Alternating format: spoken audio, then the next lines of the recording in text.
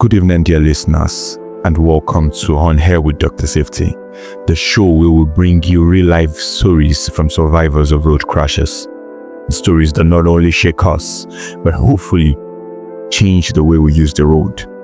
I am your host, Dr. Safety, and tonight we have a caller whose experience is both terrifying and heartbreaking. Tonight we will be discussing about the topic of speeding, one of the deadliest causes of road crashes you will ever see. Many of us ignore the risks until it is too late. But after hearing tonight's story, I hope you will think twice before stepping on that accelerator. Coming to you live on the air. Hello, you're live on Air with Dr. Safety. Who's calling, please? Hello, my name is Sonny. I don't know if I should be telling you this. It feels like a nightmare. Take your time, Sonny.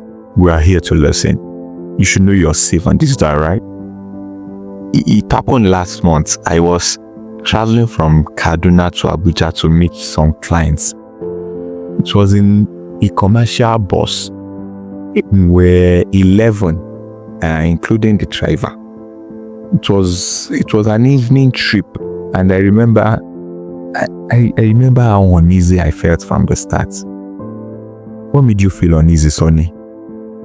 The driver, he was speeding like he was being chased.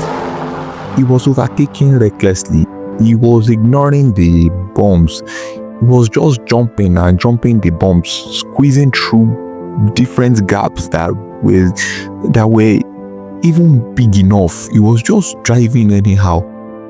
We that were inside the bus kept shouting to him to slow down. He was just laughing that he sabi the road. That overconfidence. You know, Sonny, we see that too often when drivers think they can get away with almost anything. And the great road safety patron once says, the road is patient but does not forgive. Did anyone else try to force him to slow down? Yes, Dr. Safety, we tried. There was this woman that was sitting in the front seat. She even threatened that she was going to get up at the next stop if he will not slow down.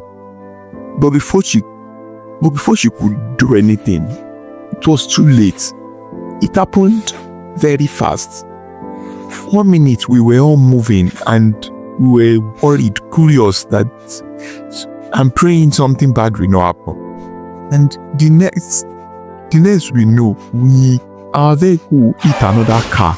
And that other car, I think he was carrying like another five passengers. Then when it hits that other car, there was an explosion. There was a fire. Oh my God. The fire was so fast. Everybody was screaming. People were crying. They were trapped. People were crying inside the fire. I remember I tried to get out, but the flames, the fire, they cut my clothes, my skin. I remember rolling on the ground, trying to put out the fire. I had the woman, that same woman that was warning the driver. She was there, she was screaming because her child that was on fire.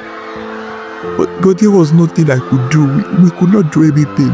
I couldn't do anything. Dr. Safety, mi ò lè ṣe kankan. Sonny, I must understand what you are feeling and going through right now. And I wish there was something I could do or say to comfort you from all the pains you're going through. But sincerely, I don't even know what to say. How many people survived the crash? Doctor, I think 13 people died. 10 people died on the road, and 3 others died when we got to the hospital. The people that died, their bodies were burnt beyond recognition. Only 3 of us made it out alive. But, doctor, I don't know if I should call this survivor. Over half of my body is burnt. The first thing I did was to destroy all the mirrors in my house, doctor, because I can't even stand to look at myself in the mirror. I mean, I can't even recognize myself any longer, doctor. The pain, it never stops. It never stops. And the guilt also, doctor. You have nothing to feel guilty about, Sonny. You tried. You want them. You didn't deserve any of this. Doctor, I keep asking myself, what if I had shouted louder?